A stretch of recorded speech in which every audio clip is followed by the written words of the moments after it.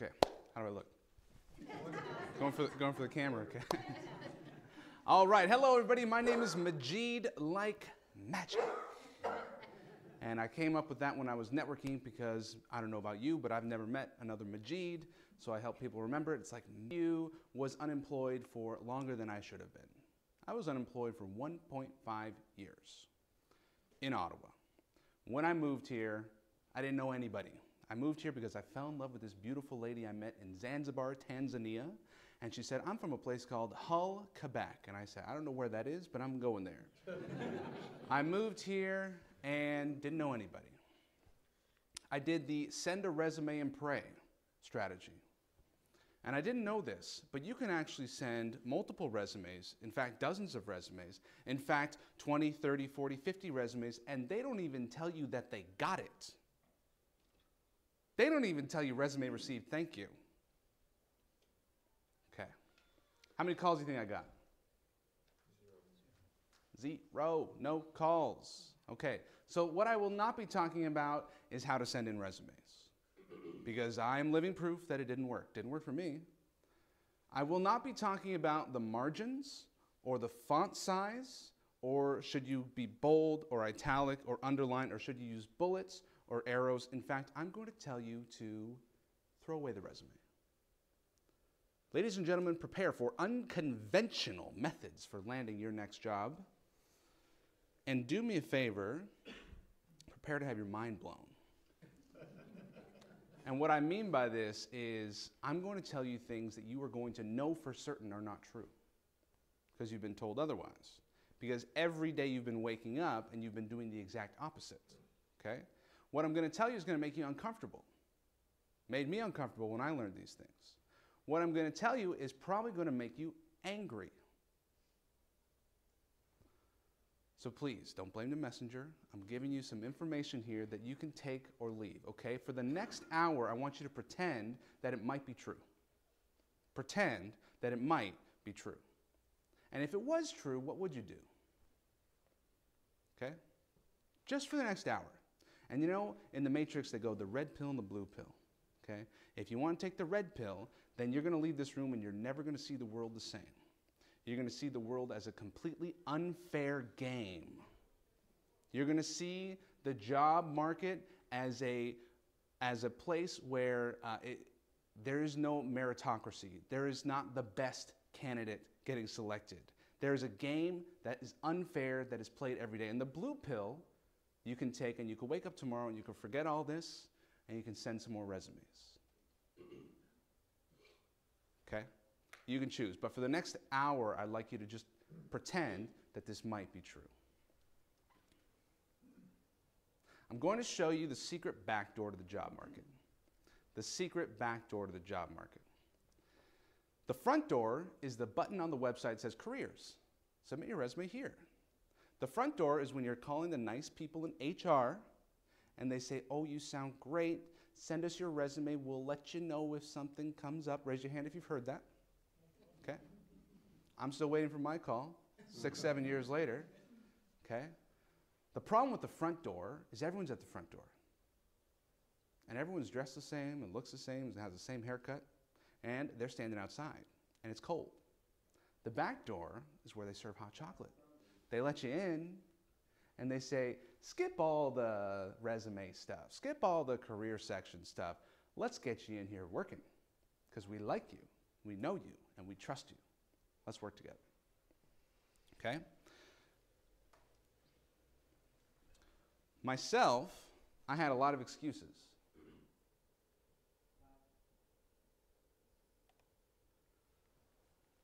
I'm going to tell you my excuses, but before I do that, I would encourage you to take out pen and paper.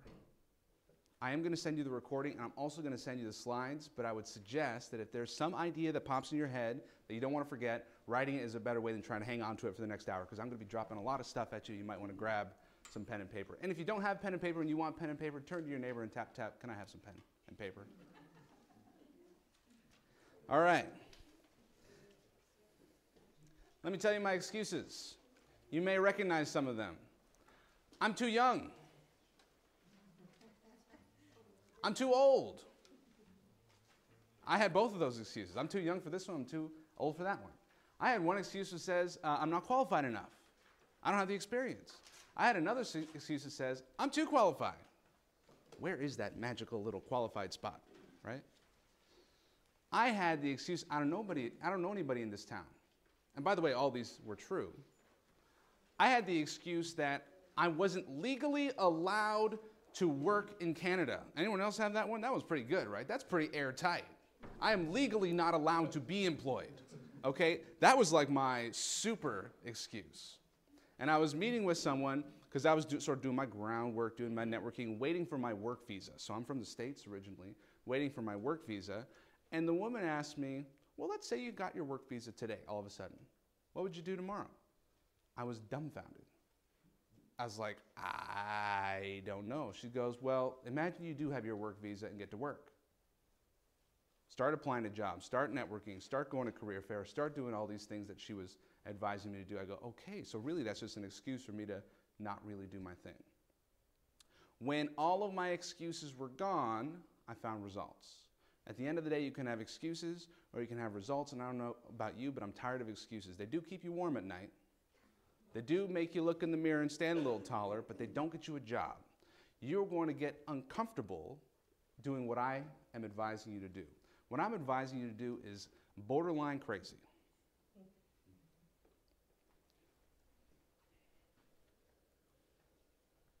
So my new mantra was, instead of I can't legally work in Canada, my new mantra was, if it's meant to be, it's up to me. My mantra was not, if it's meant to be, it's up to Jesus, or it was not, if it's meant to be, it's up to the universe. Anybody waiting on the universe to give them a job? It's not, if it's meant to be, it's up to, if I get lucky. You got to be at the right place at the right time. All this stuff was replaced with, I have to make it happen. There's no other excuse. And by the way, whose fault was it that I was in Canada without a work visa and without knowing a single person? Everybody else's but me. It was the Cupid that struck me with the love arrow. Darn Cupid. Whose fault was it that I moved here? And by the way, I'm from the States, so I thought there's a NAFTA treaty, you know, free trade. So I thought you could just move here and just get a job. And the immigration people go, oh, this is funny actually. I was in the Ottawa airport. I had 2 huge suitcases. I go up to the immigration police, bright eyes, star hearts in my eyes, and I go, I'm moving in with my girlfriend. And they go, we got someone who needs to come over to the main room. They send me over to the room. And my wife's on the other side of the wall waiting to pick me up, like, you know, getting ready to see me. They don't tell her I'm in the room for an hour. They're going through all my stuff, and they're like, oh, you think you could just move here, huh? I did no research. I don't even know what NAFTA stands for. You can't work here in Canada until you apply for a work visa, which, this is a funny thing. You have to have a job offer to get a work visa. But you have to have a work visa to get a job offer. And I'm sitting across the table looking at the guy going, you need to give me the job offer. He says, you need to give me the work visa. And I'm going, okay, this was my situation. But if it was meant to be, it was up to me. So I'm from California. I never seen snow until I was a teenager. My first job was cash shoveling snow in Canada. They wake you up at 3 o'clock in the morning. They say, get here by 4, start shoveling snow. Then I go, that's too hard. I'm going to do construction. We got to sleep in a little bit longer, but I was hurting every single day. I have this series of text messages I was sending to my girlfriend, who's now my wife. I said, hey, I was built for construction. This is awesome. I'm getting to work out. An hour later, geez, this is really hard. An hour later, I'm breaking. I'm falling apart. You know, they had me shoveling rocks on day 1. Okay, now I'm university educated. What am I doing shoveling rocks? Well, if it's meant to be, it's up to me. You got to get out there. Everything you know is wrong. Everything they tell you. And I'm going to tell you, I worked at a career center. I worked at the YMCA Ontario, Employment Ontario Career Center. And there was the meeting, and there was the meeting after the meeting. The meeting was, change your margins, increase the font, make that one bold, you got a typo here, you got to fix the typo, and then they leave with a perfect resume. And the meeting after the meeting goes, gee, I don't know what they're going to do. You know, where are they going to work? They don't even know what they want to do. The meeting after the meeting, you guys should hang around the meeting after the meeting. The advice they give you is not good advice. It's the advice that they're supposed to give you. They don't want to give you the advice that you might be a little crazy to follow, but that works. That's what I want to give you today. So, here's what you've been told. Perfect your resume. Work on the margins. Work on the verbs. Work on the fonts. Change this word. I'm going to show you a method that involves no resumes. Apply online and wait. And don't pester. Don't bother them. They're busy. How many applications do you think they get? Dozens? Hundreds? Sometimes thousands? And then they pick up the phone and they call the guy they know anyway and hire him, right? We'll just keep those 1,000 resumes in the resume bank just in case we quadruple in size in the next couple of months. Follow the advertised hiring process. Stand in the line outside and wait. Follow the steps that they prescribe. This is our hiring process. There's nothing else we can do. But then how did that guy just get hired who's not as qualified? Oh, well, that was a special circumstance. You're going to be the special circumstance. I'm going to teach you how to be the special circumstance. They tell you to ask for an informational interview. They hear that on the phone or over the email, and they know you're trying to come in and get a job, and they say, actually, what you should do is go to the career section of our website, submit your resume, and we'll let you know if something opens up. Although I will say, out of these 4 items, this is the most effective and the most advanced, and also the most uncomfortable. So I tried all these things. I made all these mistakes. None of them worked. 1.5 years unemployed. And this is what my job search looked like. Me in front of the TV, hoping that maybe sometime in the middle of Oprah I was going to get a job offer. It wasn't until one day where I did this one too many times to get the chips off my chest. I got the chip crumbs off my chest, and I go, okay, what's going on? I had kind of spiraled into a bit of a pit. I mean, you can only submit so many resumes before you go, okay, that's it. I deserve to watch TV. I can't handle this anymore. I can't read another job description. Besides, I shouldn't be enjoying my time off, right? I don't know about you. It didn't feel good for me. When I look myself in the mirror, I'm not looking at the man I want to be. I bought my girlfriend flowers once. Came home, got you some flowers, sweetheart. I used your money. That sucked, okay?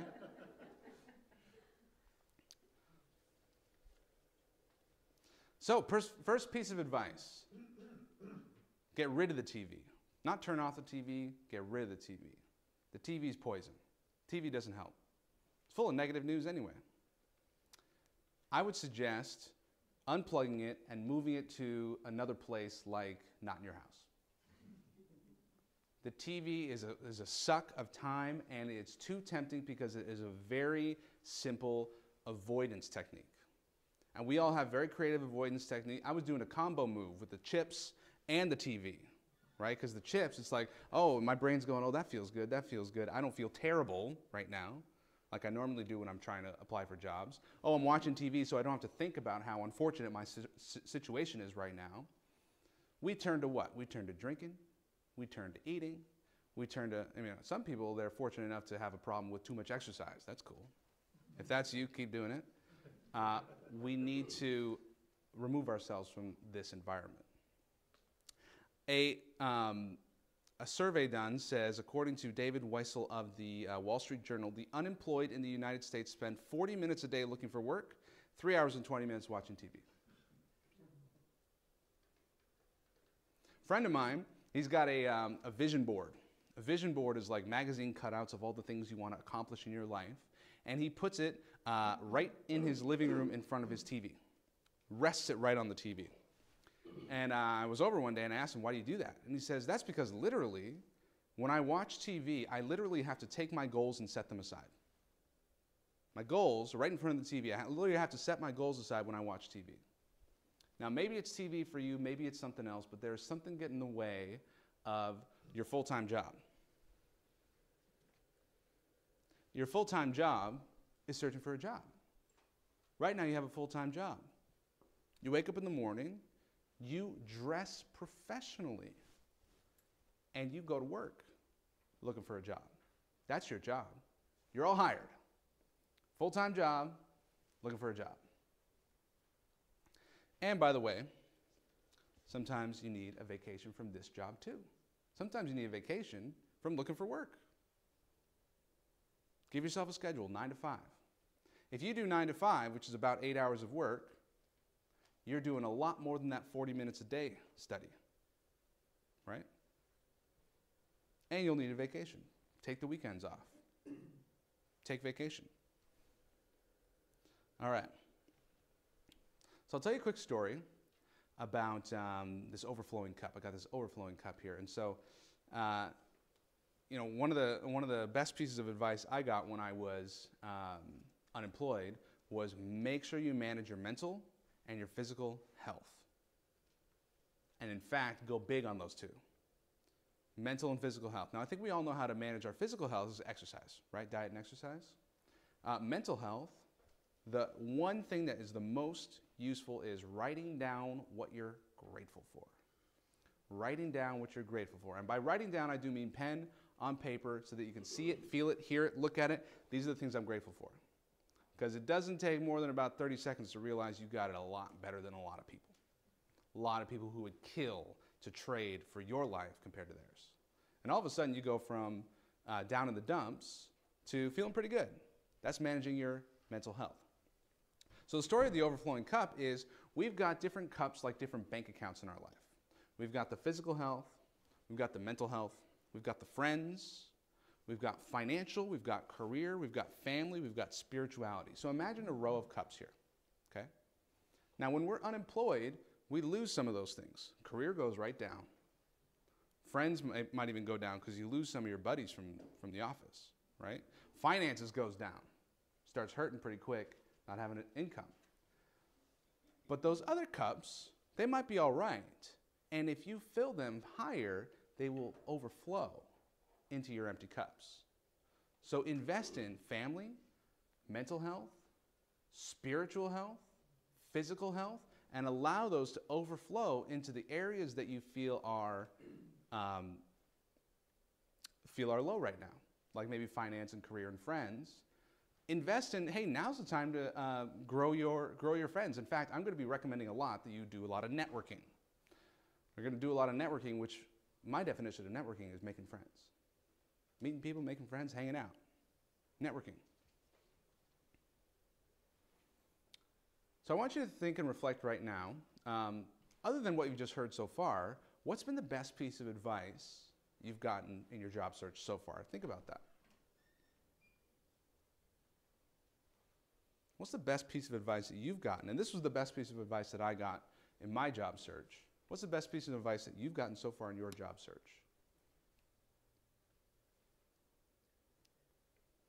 Networking? Yeah.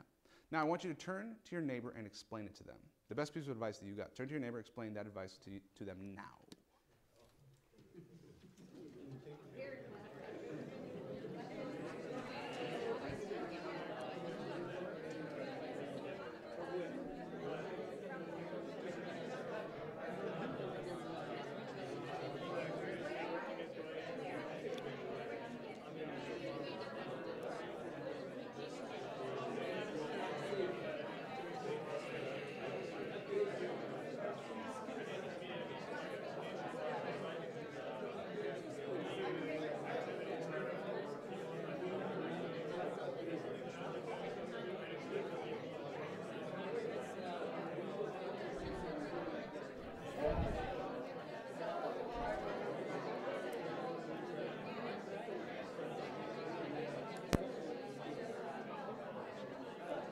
All right.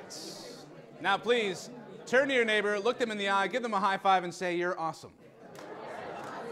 And go ahead to the other side.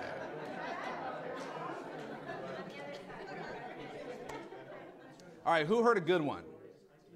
Who heard a good one? Yeah, what'd you hear? She heard to be shameless. Be shameless. Good one. Good one. Yes. What else? I love that. Hey, you can make a couple people uncomfortable. You're on a mission. Be shameless. Yeah, what else? Don't give up. Don't give up. Keep moving forward. Good. Anything else? Yeah. Join KKG. Go join KKG. Very good. This is the one group where the object is to be a member as short as possible. All right? Get in, get out, get a job. And then come back and help us out. Exactly. Okay. So the cups of overflowing, the different bank accounts, okay? Spiritual health, physical health, mental health. Eat great food. Eat ridiculously healthy food. Eat kale. Eat wheatgrass. I know. I know. Yeah. I'm telling you this after the main ingredient of my job search was potato chips. Okay? I'm learning from my mistakes, okay? You must be full of energy and radiant so that people say, I want what he's eating for breakfast. You guys seen the YouTube video, 23 and a half hours? 23 and a half hours says, could you limit your eating, sleeping, and sitting to 23 and a half hours a day? Or in other words, could you walk 30 minutes a day? 15 minutes in the morning, 15 minutes in the afternoon? If you go anywhere near your house, could you walk there instead of drive there? Could you do some of your podcasting on the treadmill? Okay. 30 minutes, 15 minutes in the morning, 15 minutes in the afternoon. Keeps you sane. Keeps depression at bay. You are all at risk of being depressed. I think anybody is in a modern world with all this advertisement of these beautiful, sexy people that I wish I was more like, right? Okay. Managing your mental and physical health is a big chunk of your job description right now. You got a full-time job, looking for work. It is not sending resumes all day long, but it is managing your mental and physical health big time. You want to come out of this unemployment period stronger and more healthy than you started. Not at the bottom of the spiral, oh, thank God I got a job. Because that's where we get desperate, and then we start taking the wrong job. And now, great, I'm employed and I hate my job. Is that victory? I don't know. Maybe not. Okay.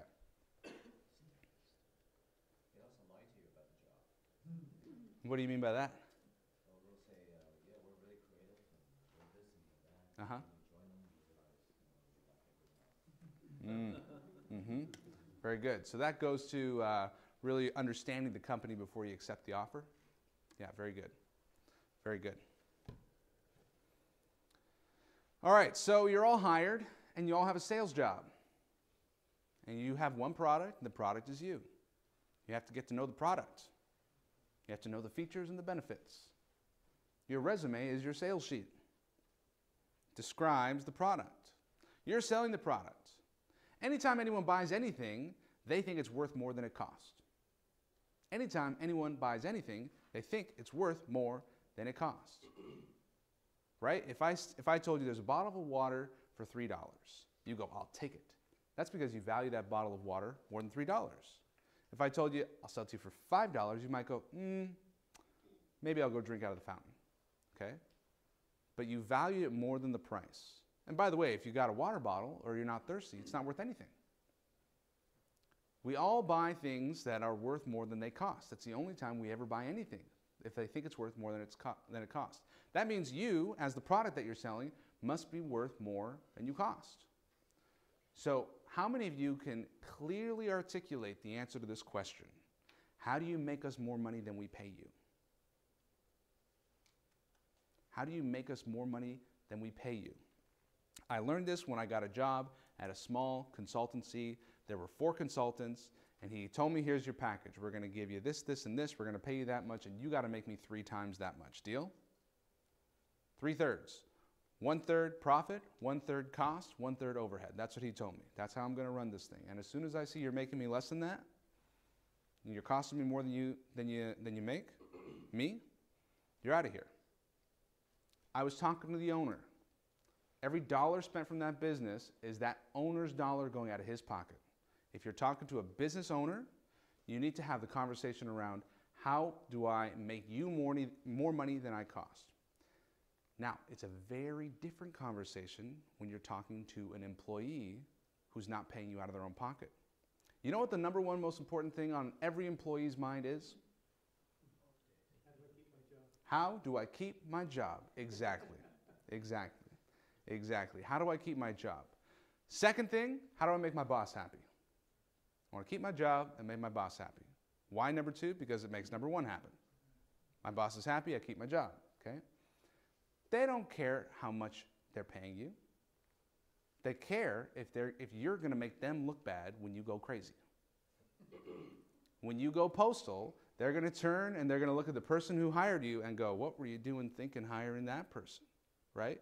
So this is why a very important concept, when you're working with an employee who's hiring you, they're not looking for the best. They're looking for the safest.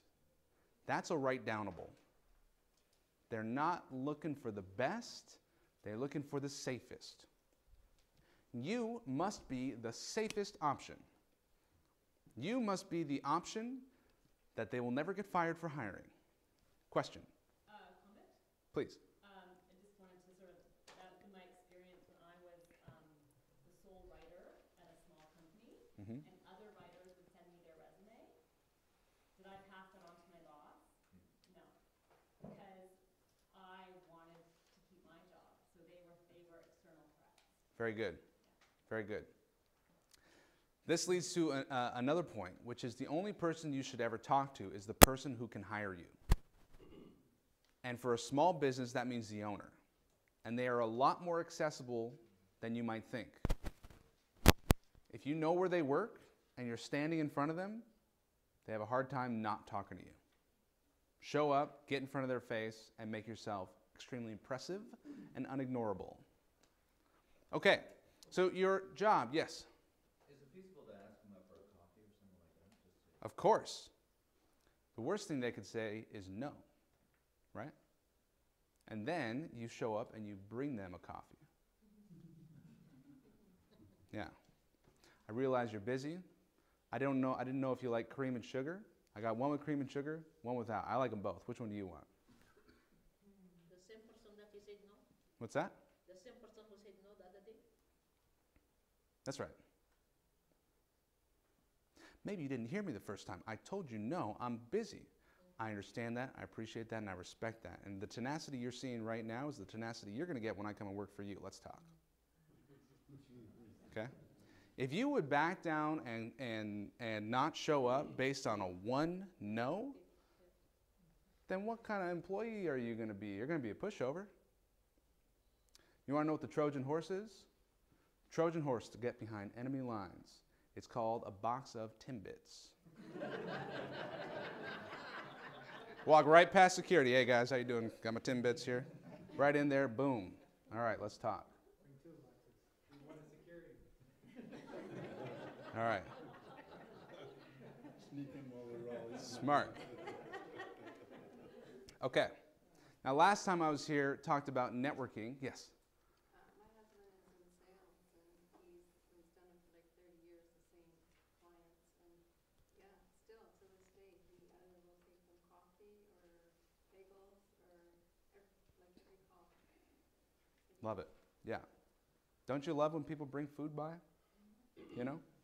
Yeah, it gets them the order every time. Mm-hmm. Mm-hmm. Small difference, but he cares. You know, he takes the extra. That's right. That's right. And I understand a lot of you are very smart, hard skill type people, you know, engineers. And so what I'm going to try to do in this presentation is break down step by step the process. And I've asked you to kind of switch off your analytical mind. So, because, you know, some of this stuff, you know, maybe it doesn't apply exactly, but you're going to get the point by the end of it. Be creative, be unignorable. All right. Networking. Did some research, got some statistics here for you. Those earning more than $100,000, networking is the most effective strategy. 50% of candidates surface the opportunity this way. The more money you make, the more likely networking is how you got the job. I'll explain why that is. Here's the opposite statistic. 44% of effective,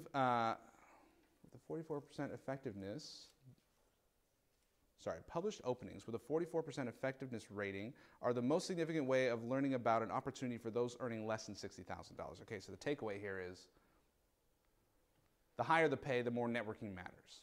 The reason is networking is about trust. Networking is the process of meeting an individual and establishing a relationship of trust, and it's also the process of getting other people to introduce you that accelerates the trust. Okay? So if I say, you know, I know Nancy from KKG. Someone's looking for someone that does what she does. So I say, hey, check out Nancy. She's good. I trust her. What happens to the relationship between Nancy and my referral? All of a sudden, they're pretty close to best friends. My wife, she researches who's the best chiropractor. She gets in there and she's reading the diplomas and everything. And I just turn to her and I say, where should I go for my chiropractic? She says, go to this guy. He's good. I trust my wife. She trusts him. We have a transference of trust. This is networking. So you need to be the most trusted candidate without even knowing the person who's hiring you. How do you do that? You know someone who knows them. That's networking. So I have a course on networking that I've put together, and I have an ebook. I'm going to offer you the ebook for free, and I'm going to offer you the course at the end of this at a discount. I'm going to pass out a form that you can fill out to get the free ebook and sign up for the course if you like. Would you take one and pass it along, please? So I'm not going to spend the time here on networking, although I'd be happy to answer your questions, and I will take questions at the end. I'm going to talk specifically about how to get to the interview.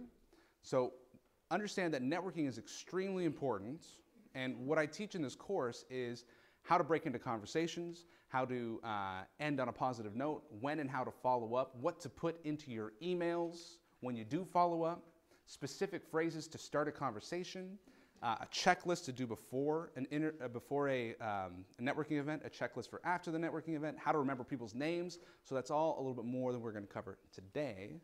But again, I said I'll be happy to answer your questions at the end. Or during, by the way, if you have questions, I'll be happy to take them. How are you spending your time now? How are you spending your time now? Well, it turns out that according to a poll, most job seekers spend the majority of their time on two activities: searching for positions online and applying for those positions. Between the two of them, it takes up about 60% of the average job seeker's time. It just so happens to be that those are the two least effective uses of your time. I'm going to explain to you why people do the opposite of the effective strategy. The reason is because the most effective strategy is most uncomfortable. It's in your face, and it is rejection that you can taste and smell in the moment. The emailed resume is a delayed, soft rejection.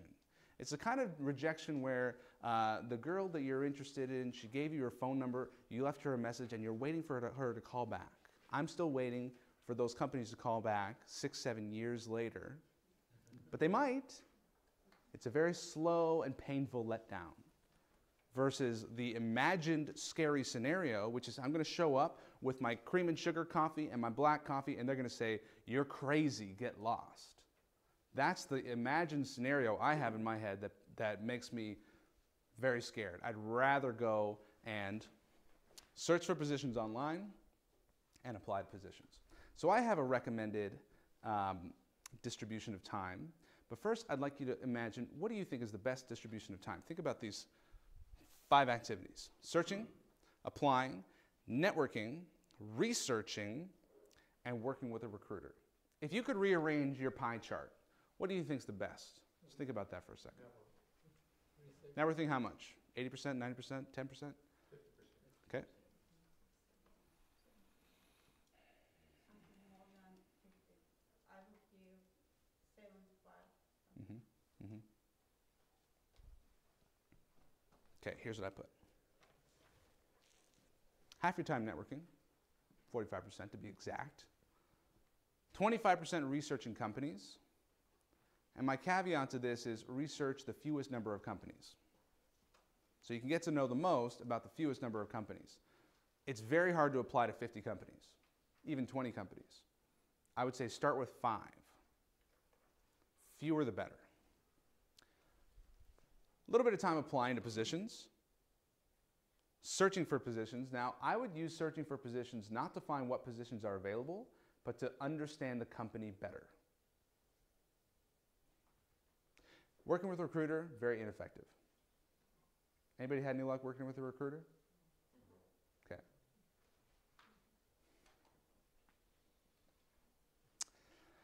Now, I'm going to tell you the dirty secret about positions online. I was told the dirty secret in a bizarre, serendipitous experience I had, which was, actually I met Anita Caputo. Anybody know Anita Caputo? Yeah? We are colleagues at the Canadian Association of Professional Speakers, and I told her that I wanted to work with entrepreneurs, entrepreneurship training. And I was giving a talk at the Catholic Immigration Center on Argyle Street, downtown Argyle and O'Connor. I get out of the talk at noon, and when I give a talk, I like to wear a suit and tie. And I get out of the talk and I check my voicemail. I see Anita Caputo called. And I was just talking with her the night before, and she said, you know what would be really good is if you went to the YMCA. They've got a program where they teach entrepreneurs. And I said, okay, cool. And I kind of added it to my list of things I should check out. I checked my voicemail, and she says, Majeed, it's Anita. I'm sorry, I hope this wasn't presumptuous, but I actually called the YMCA on your behalf to see if they have a position open. And turns out they have someone who's just leaving on a maternity leave this week. You should go check it out. So I go, okay, cool. And I look up, and I'm at the YMCA building. Like, I'm right across the street from it anyway. So I go, okay, suit and tie, no appointment. I'll walk in. But I have a suit and tie. That's a good thing. So I walk in, and I ask the question, which is now, if you can remember only one thing, remember this one question. Who is the person who hires? Who is the person who hires? Very important question for this stuff. I didn't even know what it was, but I said, there's some entrepreneurship training thing you guys do. Who is the person who hires for the entrepreneurship training? And they gave me a name, and his name was Andrew. So my next question, this is also an important question. Where's Andrew? Okay? So Andrew was walking down the hall, very fast, in a hurry, busy guy, you know. And they said, that's Andrew. And I go, okay, cool. I want to meet Andrew. I can wait. I can wait as in my tone says I'm not leaving until I meet Andrew. I'm going to meet Andrew. I want to talk to Andrew. They said, Andrew's busy right now. I said, okay, let him know I'm here. So Andrew comes. 5 minutes later after I start talking with Andrew, remember, shirt and tie, good handshake. 5 minutes later, he says, you're hired.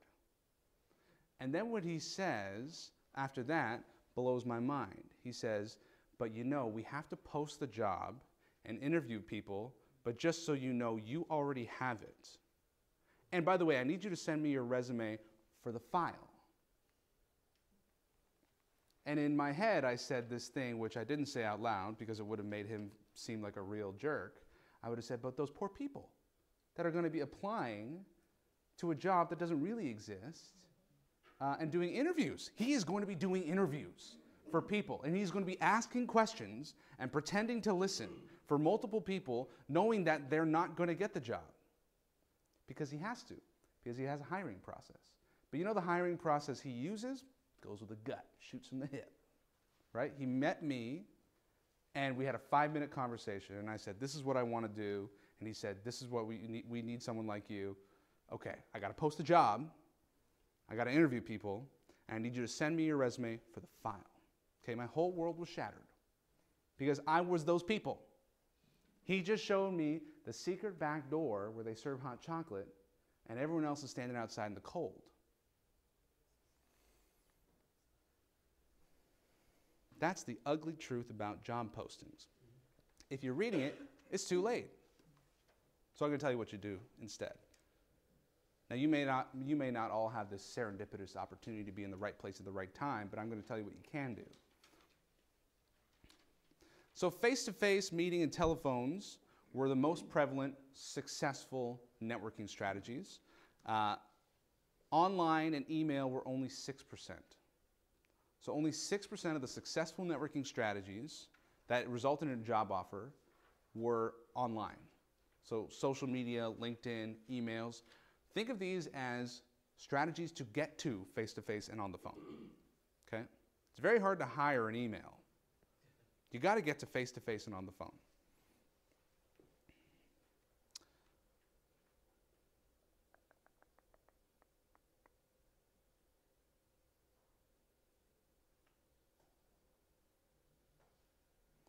Okay, I'm not going to emphasize these statistics here because we got some better stuff for you coming up. Okay, have we gotten this piece of paper all the way around the room? Are there any extras needed? Okay, where did we stop? We stopped there, and then everyone in the back 2 rows didn't get one? Okay. This event's a little bit more popular than I anticipated. So allow me to tell you what's on the piece of paper. At the top, you have name, phone number, and email. And then there are 3 questions. Check yes if you want me to send you the free PDF networking action plan. The networking action plans. This is about 30 pages. It goes through remembering people's names, how to practice your pitch, how to explain what you do in 3 sentences. 3 very specific sentences that gets people saying, oh, I know who you should talk to. So I'm going to send you that for free. So folks in the back who didn't get the piece of paper, just give me your name, phone number, and email, and I will send it to you. The reason I need your phone number, sometimes I can't read your email, so I call you and I say, is that a G or a D? Okay. The second question is, are you interested in coaching? I do one-on-one and group coaching. If you are, just say yes. We'll get on the phone. We'll talk about if it's a fit for you. Okay. The third question is, do you know of a group that would need a speaker like me? I do keynote speeches at conferences. I speak to groups like this, and I do this for free. And the reason I'm able to do this for free, and this is my full-time job, is because the bottom half of the page is if you want to buy the course. Okay, if you want to buy the course, it's $300. That's how I make my living. So if you want to go further, you can check it out. It's an online course. Here's what it is, okay? It's short videos between 5 and 10 minutes, broken into modules on networking. Everything I've covered with you and more in depth. So what I'm offering you guys is I always offer a 100% satisfaction guarantee, but I'm going to give you a special extra guarantee, which is if you don't get a job offer in the next 30 days after checking this out, send me an email. I'll give you your money back for free. Okay, I think this is going to work for you. I think this is going to get you a job offer in the next 30 days.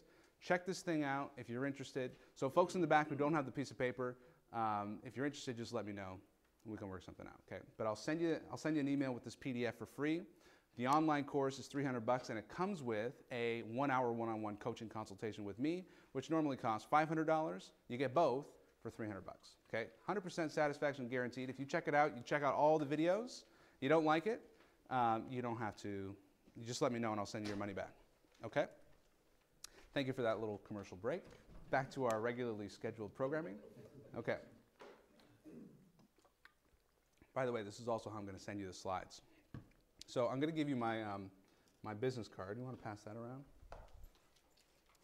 If for some reason you don't get the slides, send me an email. I'm going to send them to you. So folks in the back, just take a piece of paper, write your name, phone number, and email, and I'll send you the slides. And if you're interested in the course, we can talk. Okay, the resume shotgun. The resume shotgun. They teach you this at the Career Center. Send as many resumes as you can. I tried that. Didn't work. Sending a resume. The problem with the resume is it gives the reader the excuse or the ability to reject you. A resume allows someone to reject you. Nobody has ever been hired by a resume. They've only ever been invited to an interview. But thousands of bodies lay strewn across the fields of job searching because the resume was rejected. A resume can be rejected. An accepted resume means an interview. What I'm going to suggest is skip the resume, go straight for the interview. Now you can do a sneak attack ninja interview. which means they don't even know they're interviewing you. They think they're just talking to you. By the end of the conversation, they want to hire you. That's a ninja sneak attack interview. You don't want to get an interview, you want to have a conversation. Because an interview is proper. You have to book a room. You have to go through these questions. There's a matrix and a rubric, and you have to score the answer on a scale of 1 to 5. And then there's a score at the end, and it says, the score says you're not hired. Well, a conversation that results in saying, man, you'd be good here. We need to find a position for you. We need to create a position for you. Oh, and then we need to post it and get your resume for the file and interview a bunch of people who aren't going to actually get the job.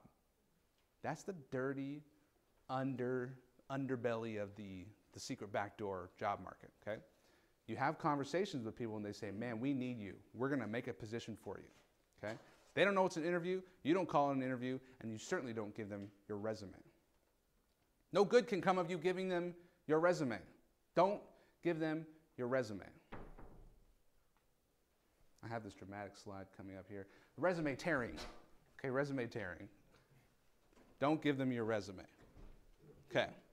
Sending 40 to 50 resumes to targeted companies will be far more productive than sending resumes blindly to every job that pops up on the job board. Statistics show that only 1% of the job seekers are successful using the latter method. This is what I found in my research. I would change 40 to 50 to 5 to 10 personally.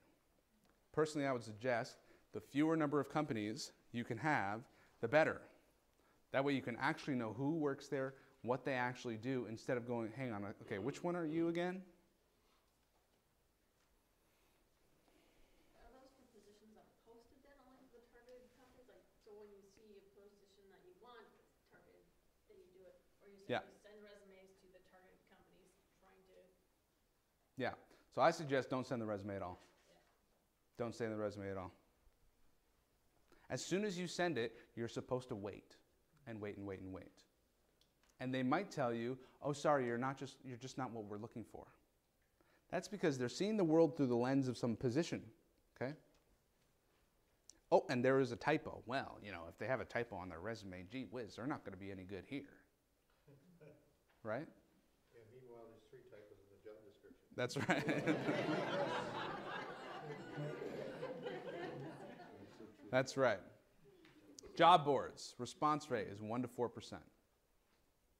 That's the short road to depression, is applying on job boards. So skip the resume. Did you know there's actually resume reading robots? They're looking for certain words. Ding, we got one. He used experienced and certified. And ding, and you misspelled certified. Brr, you're not in there. Or you wrote qualified, you didn't write certified. Brr, you're out. Skip the robot. Skip the resume robot.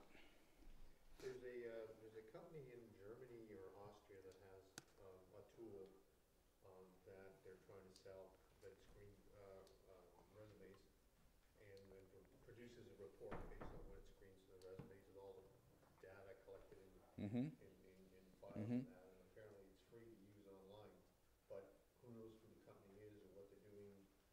I'm trying to think of the name of the company. It's Joint something. Yeah.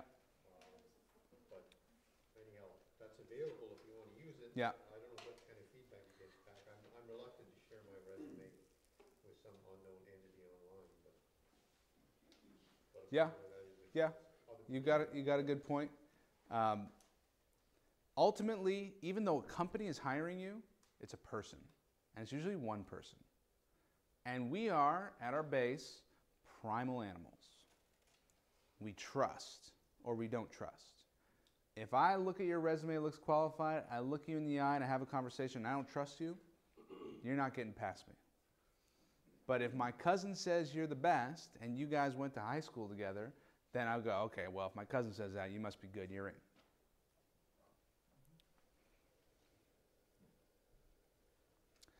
Send us your resume is Canadian for we don't want to talk to you.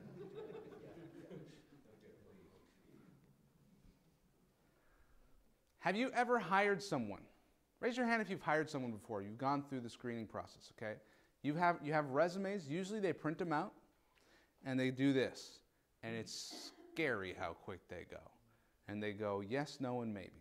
And then they look at the three piles. The no is huge, the maybe's pretty big, and the yes is already too big, so they take the maybes and they scoop them to the side anyway.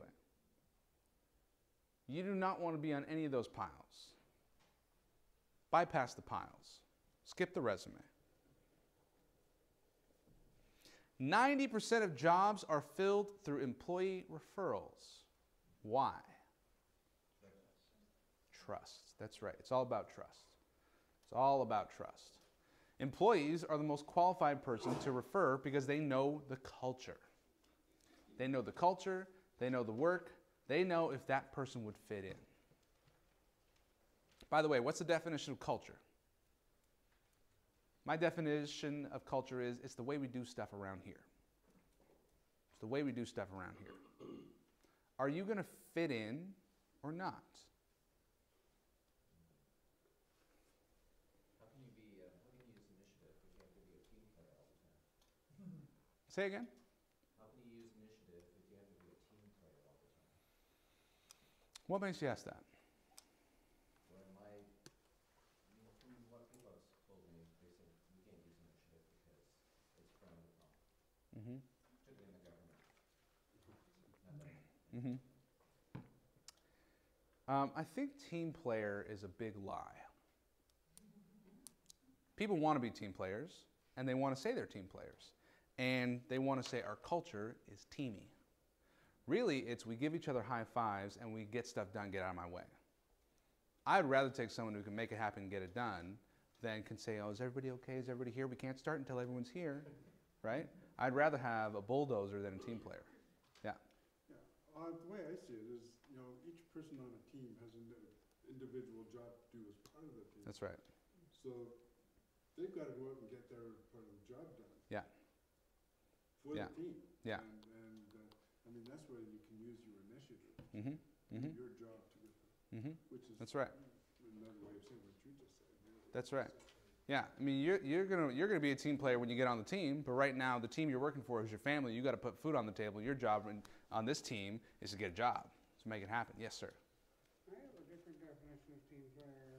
I do a little bit of volunteer work, and yesterday I forgot to finish one thing, and I realized after the place was closed I had to finish it. I went in today to finish it, and one of the other guys had already caught it and picked it up. That's a team player. Very good. Okay, let's pause right now and write down the most important insight you've had so far. It could have been something we said, it could have been something you thought of, but write it down right now. The most important insight you've had so far, write it down, please.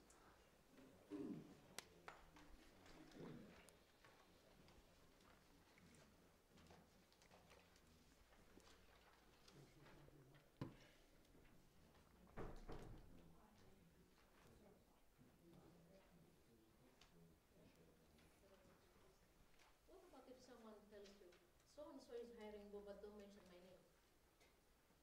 That's a bad sign. Huh? What do you think? It's bad sign. They're not trustworthy with you. They don't have your trust.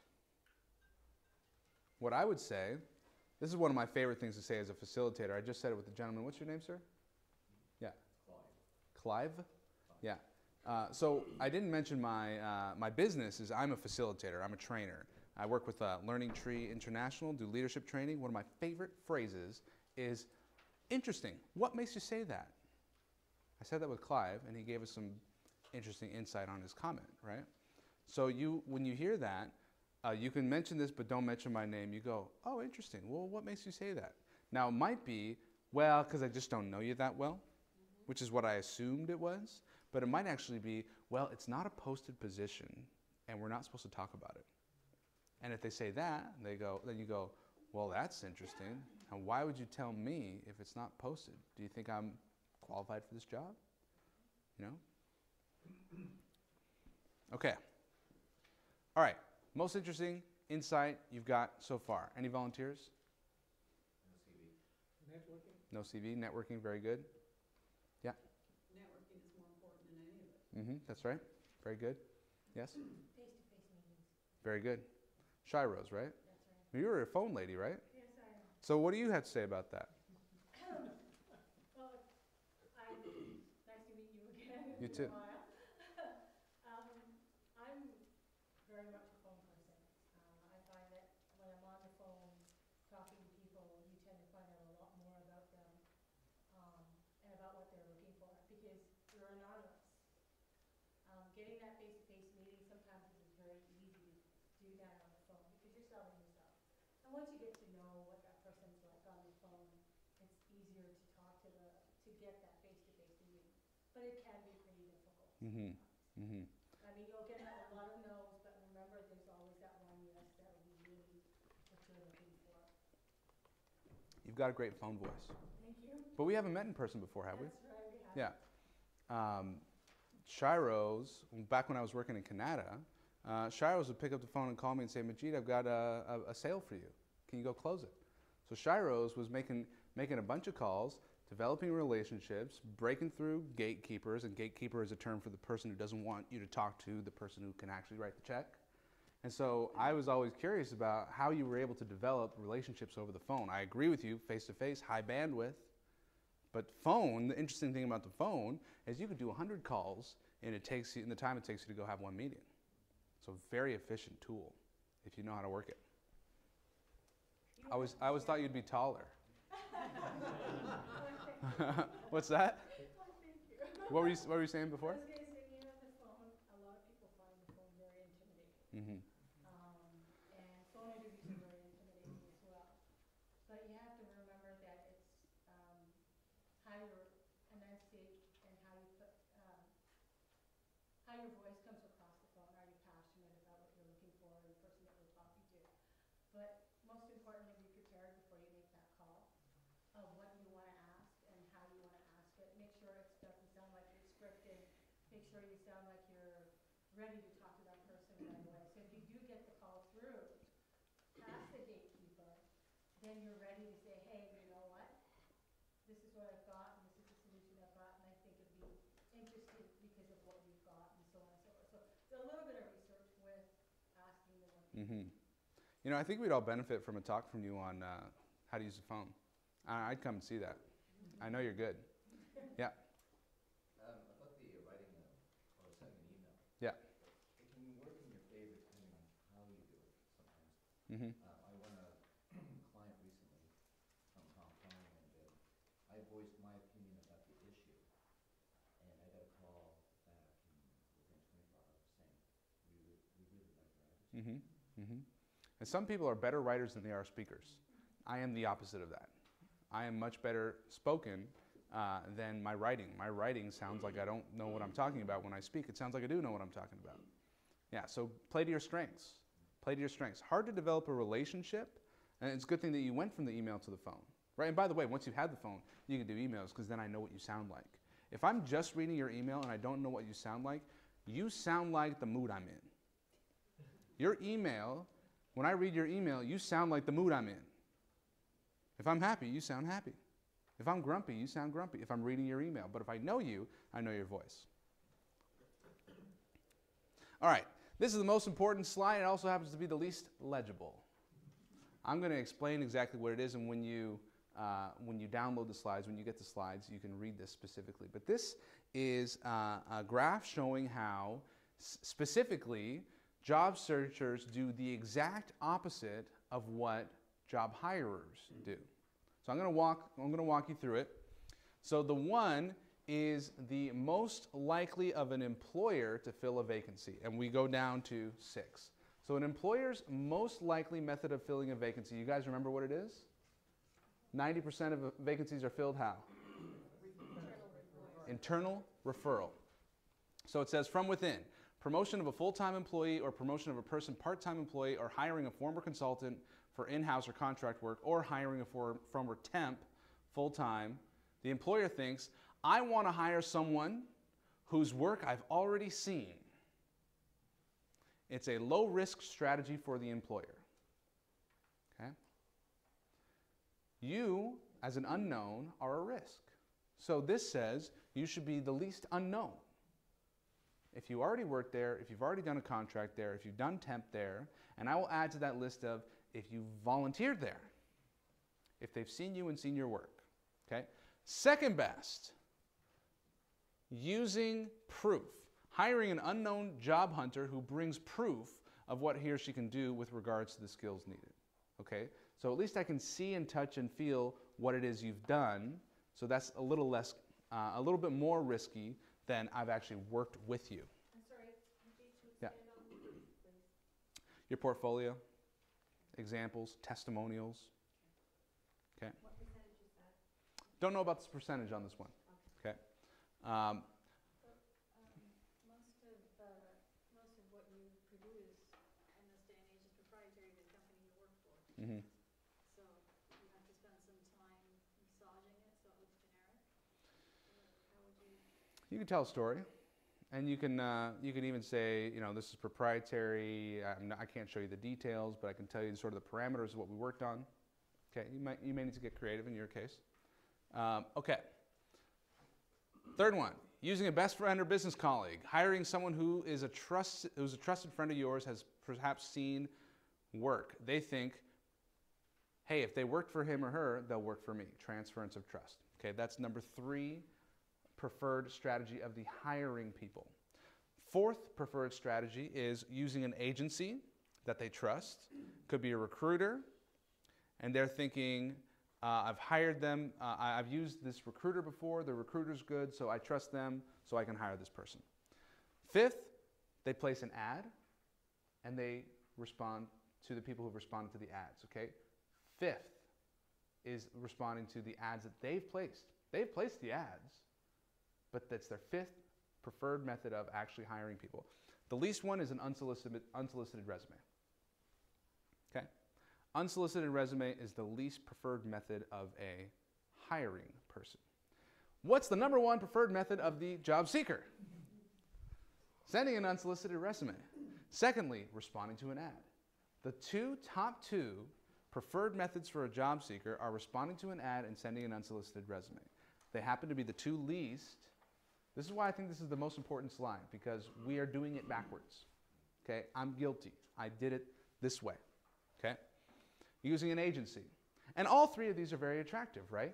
I don't get rejected. I don't get rejected. Someone else can sell for me. Someone else can sell me for me. Okay? 3rd one, referral from a friend. Now we're getting into networking. 4th one, demonstrating proof. And I would say you should be combining these, preferably combining all 3.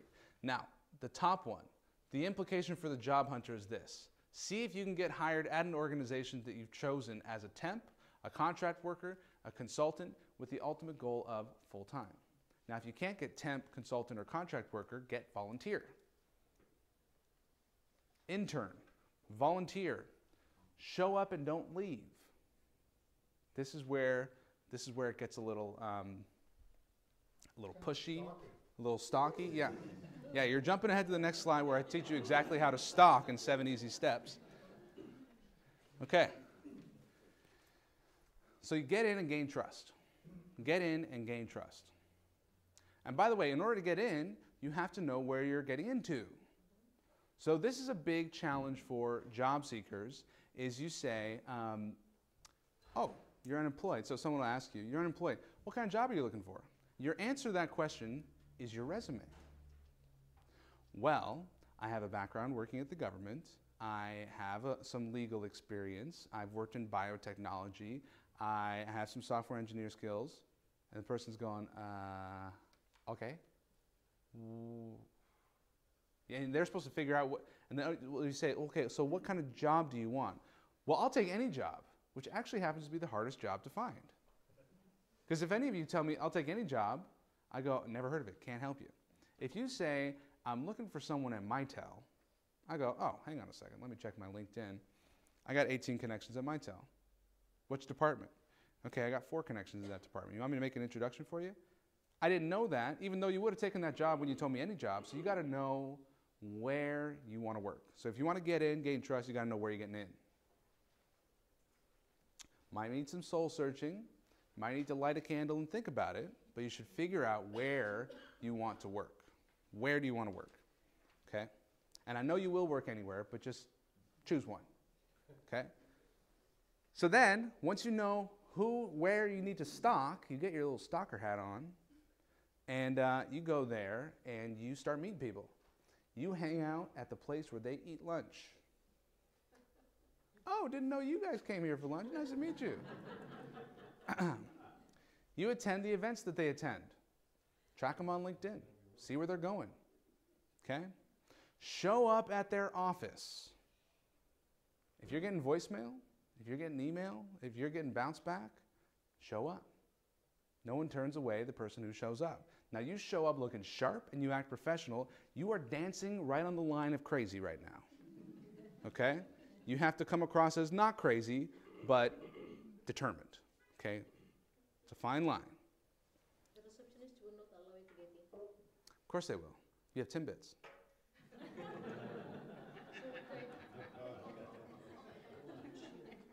Be relentless. Be obsessed. Be unignorable. Be relentless. Be obsessed. Be unignorable. And by the way, this is where a lot of you will say, I'm out. Give me the blue pill. Okay? And I'm just telling you, some of the people in this room won't be here a month or two from now because they got freaking obsessed. They got ridiculous. They got unreasonable. What was the word you used? Shameless.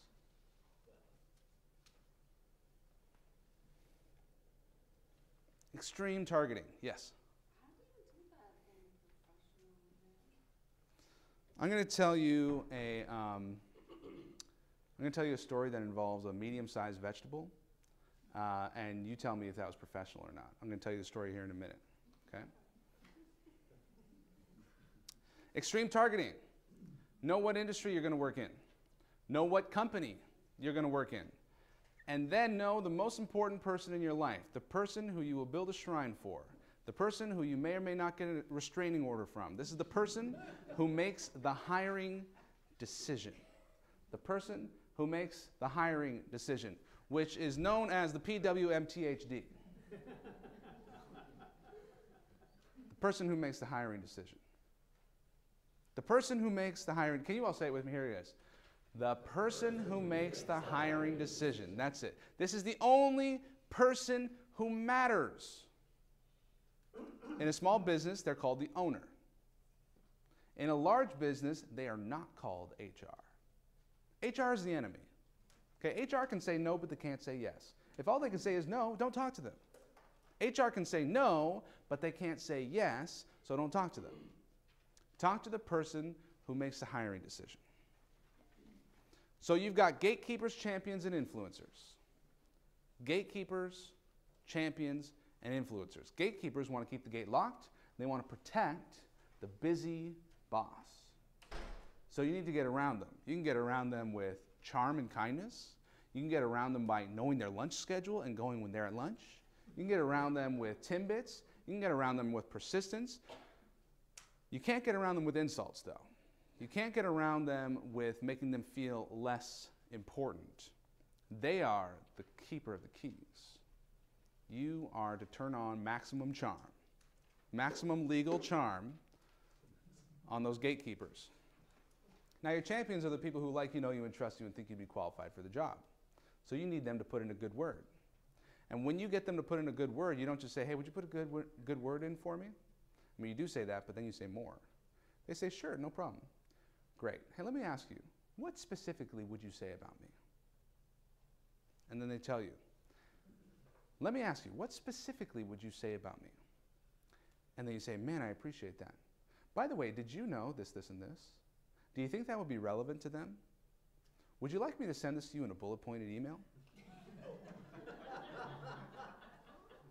Make it easy for them to put in a good word for you. You know what they're going to do with your bullet-pointed email? They're going to forward it. Okay? By the way, when would you be available to have that conversation with the PWMTHD, the person who makes the hiring decision? Oh, Wednesday? Great. You know what? I know you're busy. I'll follow up with you on Thursday, since I know you're going to do it. And by the way, is there any reason why between now and then you wouldn't be able to have that conversation? What do you think it would take to make sure that you definitely have that conversation? Not to overemphasize the point, but this is kind of life or death for me. This is make or break. You have the keys to me putting food on my family's table, this is highly urgent for me, okay? And it's also very important. It's also very important, highly urgent, life or death. This is not a to-do maybe. This is a to-do immediately, thank you very much. And then you go to the next person you know at that company and you have the exact same conversation. And all of a sudden, who is this person that everybody is talking to me about? I must meet her. I must meet him, okay? Those are your champions. The influencers are the person who can whisper into the PWMTHD's ear. They can say no, and they can also say, you should really check that person out. You don't want to piss off an influencer or a gatekeeper. You want to make them champions. I like this guy. He comes by every day with flowers. I like this guy. He brings, what was it, Timbits, coffee, right?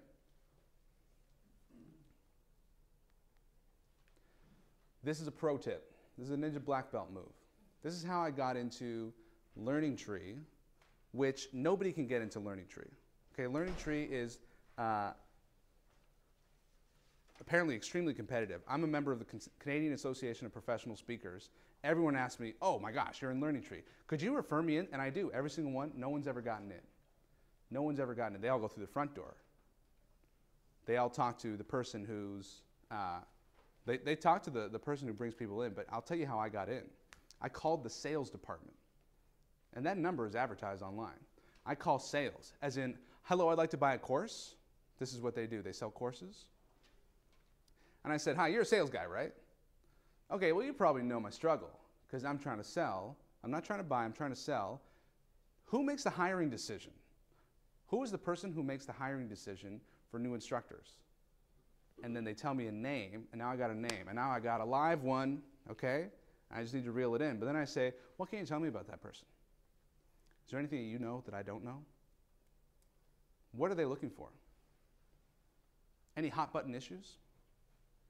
I want to get the skinny on this person from the salesperson. And I say, hey, I owe you a solid. You're going to get a $10 to $15 to $20 Tim Hortons card from me. Okay? So now, a couple years later, 3-4 years later, I am their #1 instructor in the world. There are 721 instructors. I'm their #1 because every single time I give a class, it's a sales job. And I want them to buy what I'm selling, what I'm teaching, and I want them to give me a positive review, so I get that top rate. And I keep on going back to that same sales guy because I owe him everything. Take all the money I've ever gotten from Learning Tree, it's all thanks to that guy, showing a lot of gratitude to that guy. Call the sales department, get the skinny. Because the sales guy's doing that all day long. He knows your struggle. He's trying to get in with the person who can make the buying decision. Carol, right? Can you stand up, explain what you do, and tell me what you said when you came to me about how this is just like private sector when you're getting clients? You were saying take out the words, get a job and get clients. It's like when you get jobs. Okay, so I went to a networking session with, wasn't Text Tuesdays, it was the Canada North PIA. Went there and I met a few people.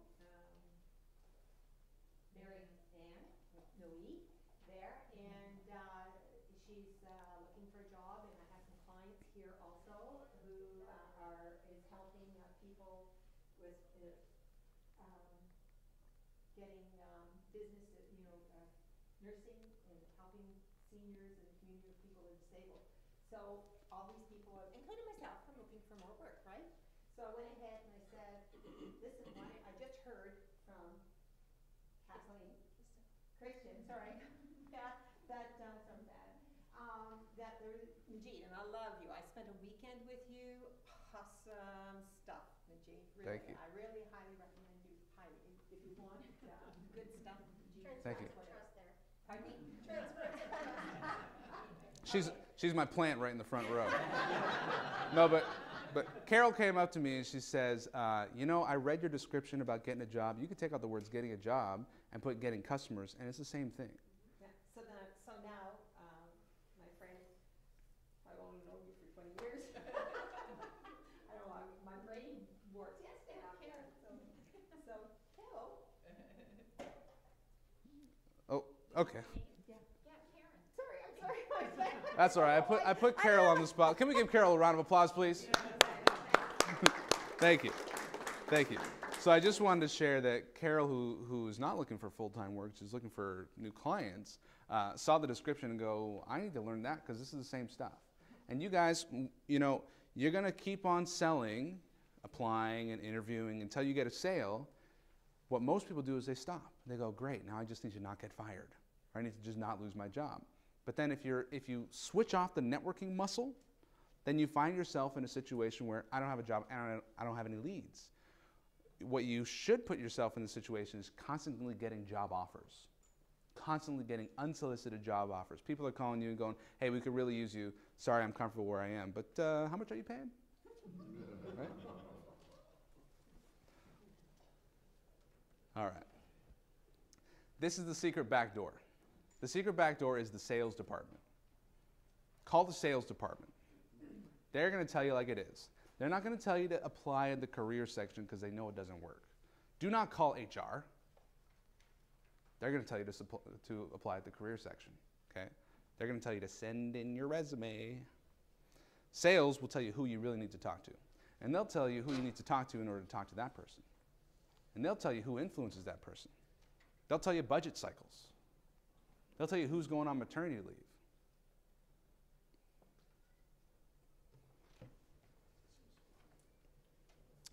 Meet the person who makes the hiring decision. Now you must meet them. You must get in front of their face. Yes, sir. I have a question. Yes. Most of what you're saying makes sense to me. Probably it captures the real world, how the real world operates. Yeah. But when I try to imagine, let's say if I had the capacity to hire somebody, I would need somebody who's loyal, honest, and a sharp thinker. Mm-hmm. When they start coming through back doors, I question them. Mm-hmm. And I think, what do they lack that they're approaching me in this manner? Why are they not showing the effort, like other people, to get in the race, to show me what they're really worth? You know, so I tend to, you know, get away from such people because I think that they cut corners, and they'll cut corners when they join the job as well. Mm-hmm. What do you think? What do you respond to that? Very good. I feel the same way as you. I wouldn't trust someone who's unscrupulous, who's dishonest, who's not following the rules. I would expect that you guys take the back door and the front door, storm the whole building. Go 100% more than everybody else.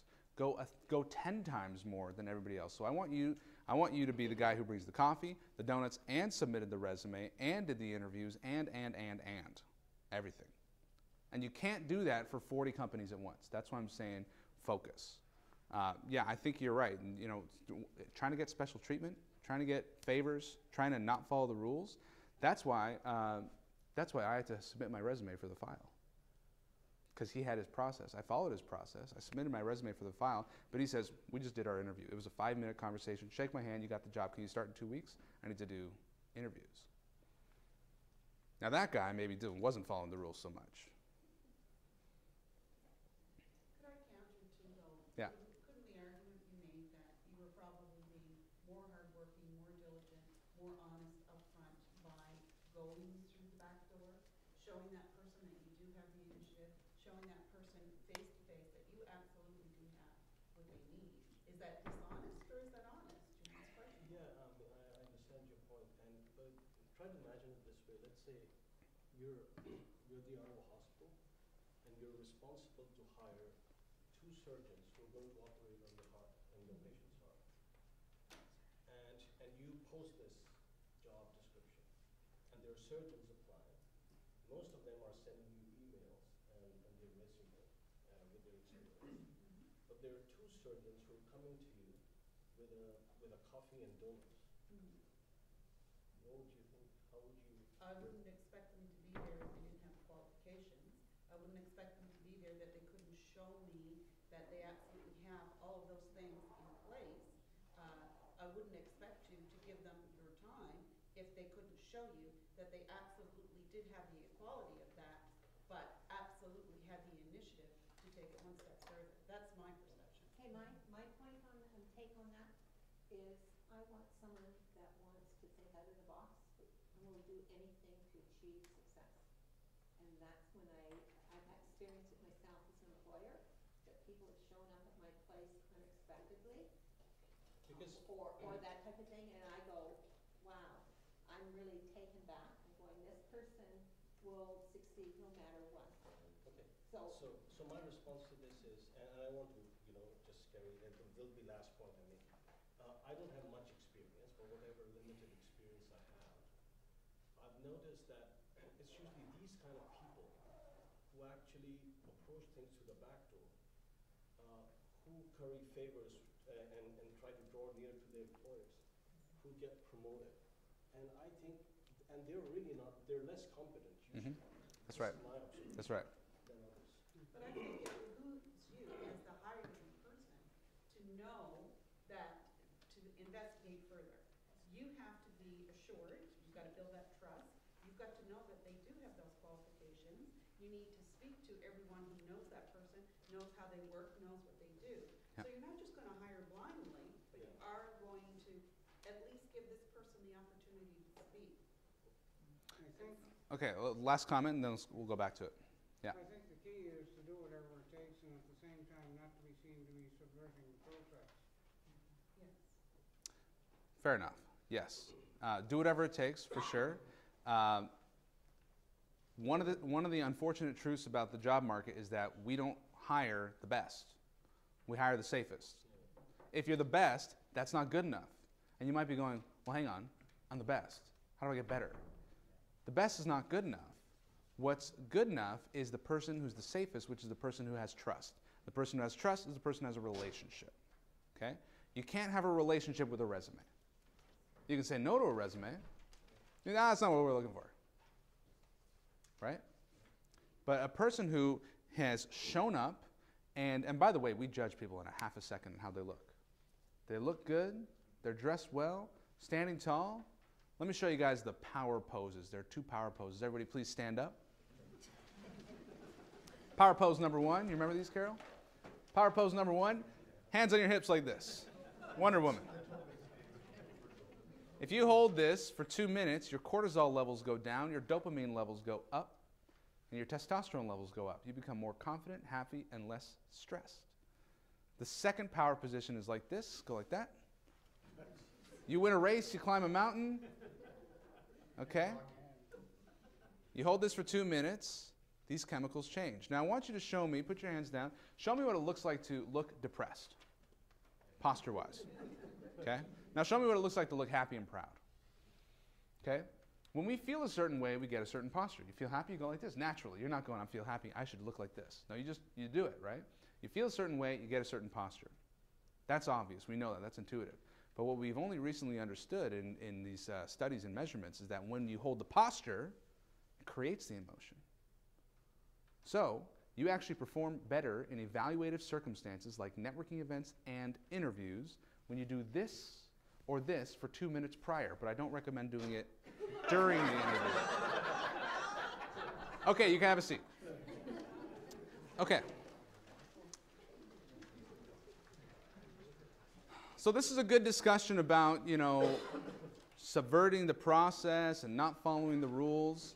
But the unfortunate thing is, and we don't learn this in school because it's an ugly truth, is life's not fair. It's not fair, but it is a game that you can learn and win. So I'm trying to teach you the game, but I'm not telling you it's fair. If you could go ahead and make yourself a white male over 6 feet tall, that'll also help you. But that's not fair, is it? Some of you can't do that. Definitely not. All right. So, drop in. Hey, I was in the neighborhood. Well, I had to be in the neighborhood to park here. So I'm here, and I'm looking sharp. I got my suit on. You got 5 minutes? I have a few ideas for you that I think might be useful for you. I've got an idea I'd like your feedback on.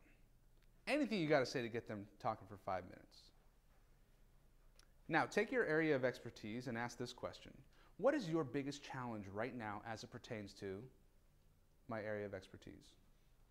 Hey, what's your biggest challenge right now as it pertains to software coding?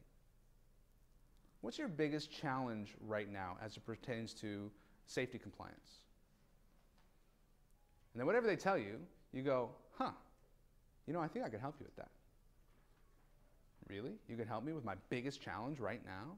Tell me more. Now you don't go, well, hire me and I'll help you. You go, well, you know, that's exactly what I do. I solve that problem.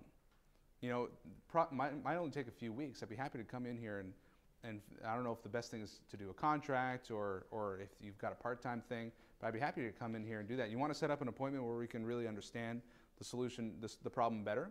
When's good for you, Tuesday or Thursday? Oh, why don't we talk on Tuesday at 3 o'clock? Now you leave and they think, oh, I've got a meeting with an expert. You think, I just got an interview and I didn't submit a resume. Now you're going to close that deal and it's going to result in a contract or a job. And the next thing is stock them. Stock them. Grocery store, coffee shop. Be unignorable. Now I'm going to tell you the story about the medium-sized vegetable. I'm sorry. Yeah. How do you stop? Like, how do you find out where they're going for lunch, for example? Yeah, the closest place that has decent food is the place they go for lunch. It's usually downstairs, right there. Yeah. So just hang out in the coffee shop. Mm-hmm. Yeah. Stalk them on LinkedIn. Stalk them on Facebook. Be unignorable. Be unrelentless. Be what was the word? Shameless.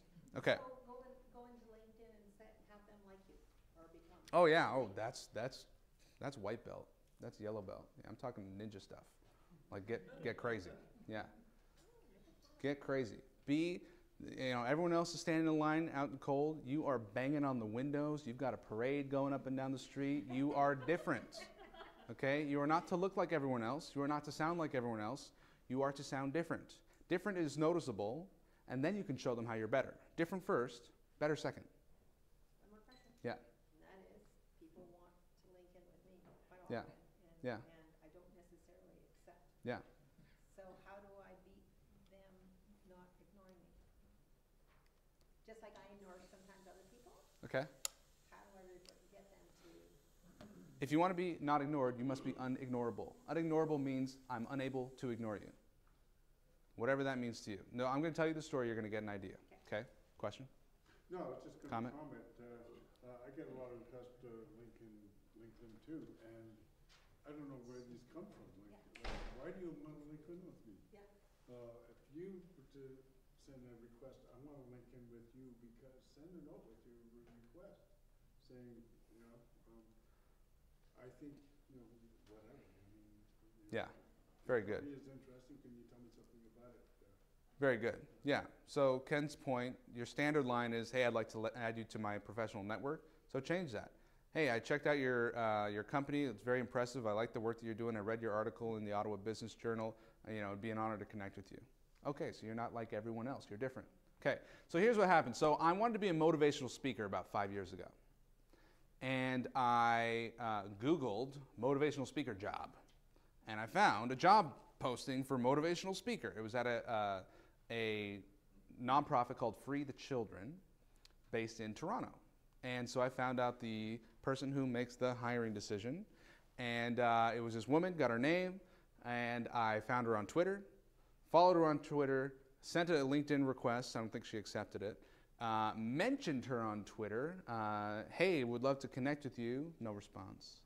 Emailed her, no response. Emailed her again, no response. Called her, voicemail, no response, no response, no response. Weeks. And so I decided I would send her a parcel with an ear of corn. That's right. And everyone opens parcels, and no one can forget the parcel that had corn in it. And wrapped around this ear of corn is a handwritten note attached with a rubber band. And it says, Dear, I think her name was Shamima. Dear Shamima, I realize this is corny. But aw shucks. You get that second one? Shucks? I'm sending you this ear so that you will lend me your ear. I am very interested in meeting you, and I'm going to be at your office 10 o'clock on Tuesday. I hope to see you then. Majeed. In the package, she receives the package on Friday. No response. But I'm going to Toronto, and I made a point. I'm going there. I'm going to make this thing happen. And then Monday night at 10 o'clock, I get a one-sentence email. Got your corn. See you tomorrow morning. Okay. Now imagine, she opens this thing up, okay? It's going around the office, okay? She'll never forget this, nor will anybody at the office. And when I arrive, people are like, it's the guy with the corn, right? Borderline crazy, right? Borderline restraining order. So she interviews me. She says, on the spot, give me a speech. So I'm like, okay, and stand up, give her a speech. She says, okay, the job's yours if you want it. You got to move to Toronto, and we're going to pay $25,000 a year. So I declined, but I got the story, I got the experience, unignorable, weird. Okay, fast forward to last week.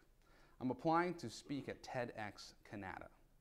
Okay, you got to boil down to a three-sentence application, which I did, but as much as I could, networked around, finding out who's going to be there and everything.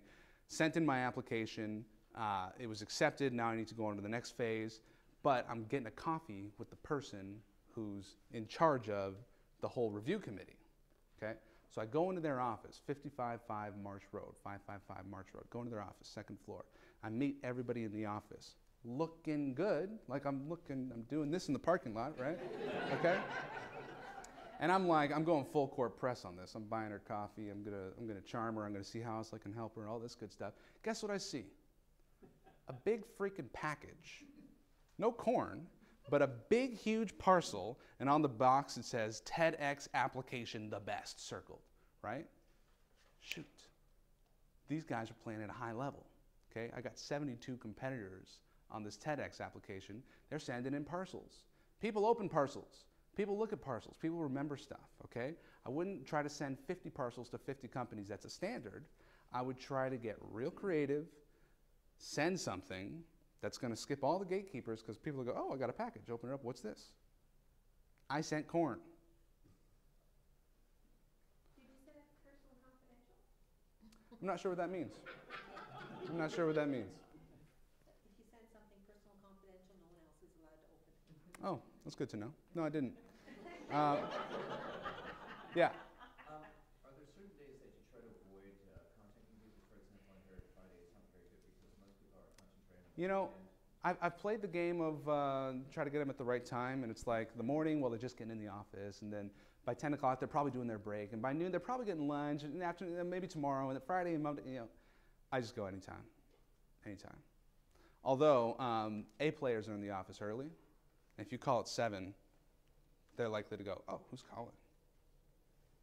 That's my one caveat. All right, they're looking for 3 things. So once you get in front of the person who can make the hiring decision, they're looking for 3 things. And one of them is not that important.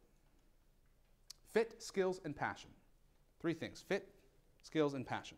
So the first one, fit. Would you belong in our culture? Would you be accepted? Would you work well with our top producers? Do you believe in what we believe in? Do we have the same values? Does your story fit our story? As in your path, does it land you here logically? Are you one of us? Do you fit? Passion, would you love this job and not just for the money, but would you wake up every morning and go, I can't believe I get to do that, that's so cool? Passion. Would you be grateful for this kind of work? Is this the logical next step in your story? Again, what theme has gone through your life that makes this obviously the perfect job for you? It was like this job was described about you, okay? That might make you need to kind of highlight certain parts of your stories and downplay other parts of your story. So your story should be like, of course, this person needs to take this job. Skills, least important. Can you do what the job requires? And if not, do you have a history of learning new things? Of course you do, right? I can't wait to learn all the skills required for this job. Skills are teachable. Passion and fit are harder to find. So those are the 3 things that hiring people is looking for. Then your job is to close the deal. Now I've got a little magic phrase at the end of the close the deal, which is called let's give it a shot. And the reason why let's give it a shot is important is because you represent to them a risk. When they hire you, you could get them in trouble. You could get them fired. You might be hard to get rid of. So give it a shot means let's do a little trial period. Let's do a little honeymoon period. So I'll say, and I've closed a job this way. I said, hey, so first I asked, so what's your biggest challenge as it pertains to sales and marketing? This is the thing I was talking about at the time. He explained it to me, and I said, well, perfect. That's exactly what I do. Be happy to help you with that. Why don't I come and work for you? Hey, let's give it a shot. If we don't love each other in 2 weeks, let's agree to go our separate ways and part as friends. Fair enough? Sure. Who's going to say no to that? You solve my problem. We get to be friends in 2 weeks, and either we're going to love each other or get a new friend. Cool. Why not? And this is a person, you can only have this conversation with the person who can actually make the hiring decision. By the way to find out if they can actually make the hiring decision is you ask this question. Well, let's say you wanted to hire me. Would there be any additional steps or any other people we'd need to talk to before I can get started? And if they say, well, yeah, actually, I'm making recommendations to Bob, and Bob's actually going to interview you, then you go, okay, so let's talk to Bob. Next close the deal is, hey, I know this job's right for me. I've done my research. If you're not 110% convinced, I'm more than happy to prove it to you with 1 or 2 weeks volunteering. I'll come and work here for free. Fair enough? I've offered that many times, and they always say no. By the way, I've had 13 jobs. Never had an interview that didn't result in a job offer. Been denied many, many interviews. All those resumes that are floating out there. Been denied many interviews, but I've never had an interview that doesn't result in a job offer because I know I'm there to close. Not there to be compared to other people. I'm there to close. So follow these 3 steps. You leave here, follow these 3 steps. First thing to do, extreme targeting. If you can narrow it down to a single person, it's a lot easier for you to target and attack that one person. So what's your industry? What's your company? Who's the person? Find the person who makes the hiring decision. If there's one thing you remember this. The person who matters is the person who makes the hiring decision. All of your networking, all of your researching, all of your stalking is to find this person. Step 3, send corn. Okay? So, guys, be unignorable, be obsessed, be relentless, and don't be here in a month. Okay, so here's what I'm going to offer you. I've got a couple of copies of my book here, and I'm going to give them away to people who sign up for the course. So if you sign up for the course, you get a copy of my book. My book is called Winning at Life. It's a step-by-step process to figure out what you want from your life. You understand your values, understand what you have for goals, and understand your limiting beliefs of what's preventing you from getting there. This is a tool that I use with my coaching clients. So I'm going to give you a free copy of the book, and if you check out the course and you decide that it's not for you, I'm going to give you a full refund. You keep the book. Okay, so I have 6 copies here, so if you want to grab the course, folks in the back, just come talk to me. Folks in the front, you can actually fill out your credit card information. So there's 0 risk money back guarantee, and I've got a special KKG offer, which is if you don't get your job in 30 days, you get your money back. If you don't get a job offer in 30 days, now what I want you to do, watch these videos and follow those instructions and get a job offer in the next 30 days, okay? So consider it my commission for you getting a job offer in the next 30 days. And if you don't, keep the course, keep the book, keep the money, okay? I think that's pretty fair. Business cards sent around. I'll grab some more. Do you guys in the back get business cards? Okay, I'll make sure you guys get some more. So I'm going to conclude. I'm going to turn off my video here, and I'm going to take some questions. So ladies and gentlemen, it's been a pleasure. My name is Majeed like Magic.